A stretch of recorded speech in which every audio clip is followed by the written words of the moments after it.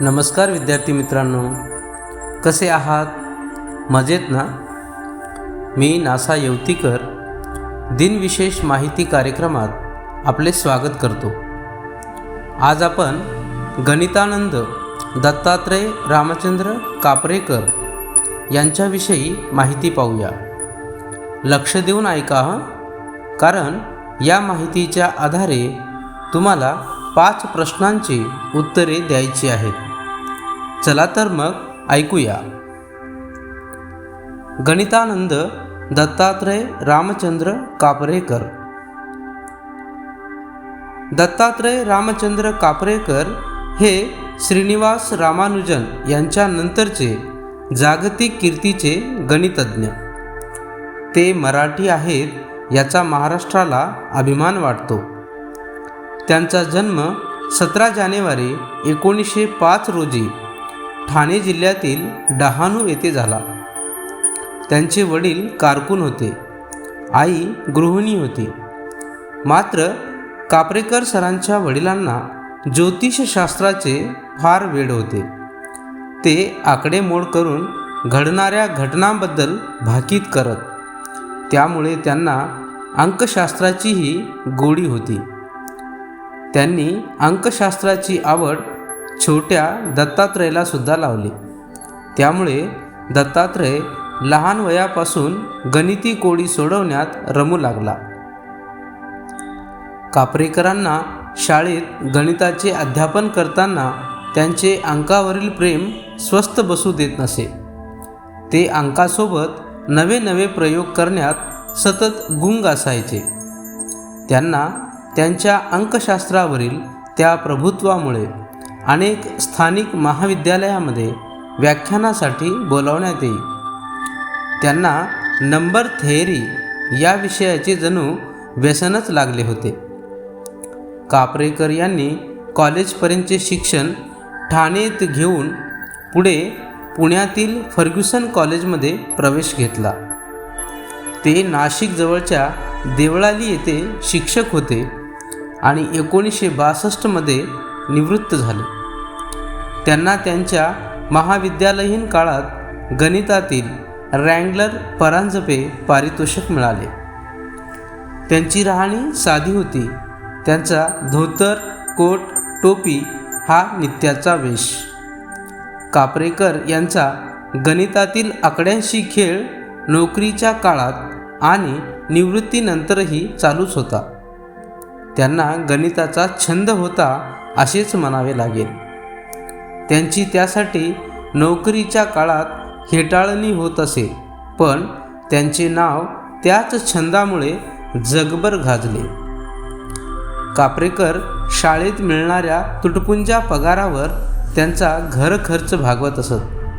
ते उरलेल्या पगारातून वेगवेगळ्या गणितीय परिषदांना जात असे. त्यांना कित्येक प्रबंध प्रकाशित करूनही कुठलीही आर्थिक मदत मिळाली नाही. मात्र रामानुजन यांना ज्या प्रकारे G.H. हार्डी या परदेशी गणितज्ञाने मदत केली, अगदी तसेच काहीसे कापरेकर यांच्या बाबतीतही घडले.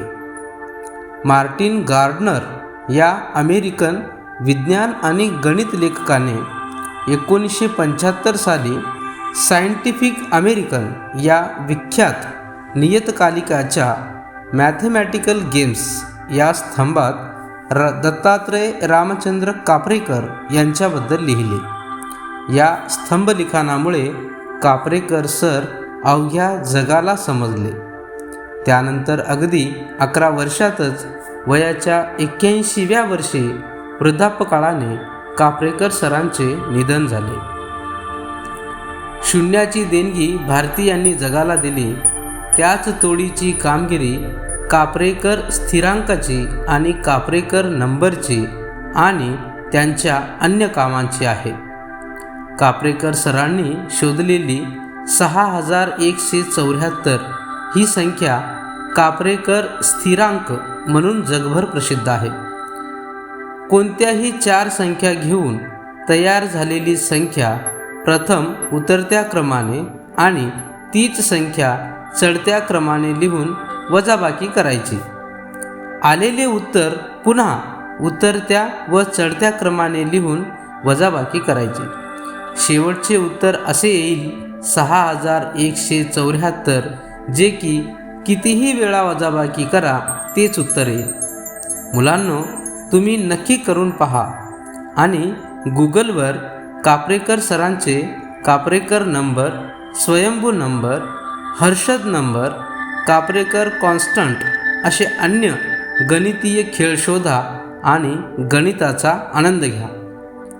ही माहिती कापरेकर सरांची नात अश्विनी रानडे यांच्या लेखातून घेतली आहे. मुलांनो, तुम्हाला ही माहिती कशी वाटली नक्की कळवा हं. चला आता या माहितीवर आधारित काही प्रश्न आणि उत्तर पाहूया. पहिला प्रश्न, कापरेकर सरांचा जन्म कोठे झाला?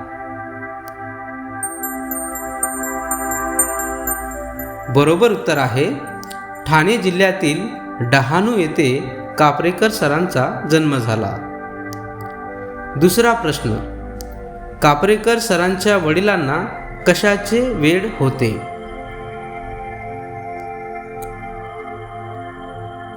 बरोबर उत्तर आहे ज्योतिषशास्त्राचे.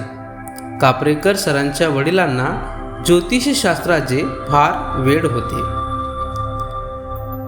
तिसरा प्रश्न, कापरेकर सरांना कोणत्या विषयाची आवड होती?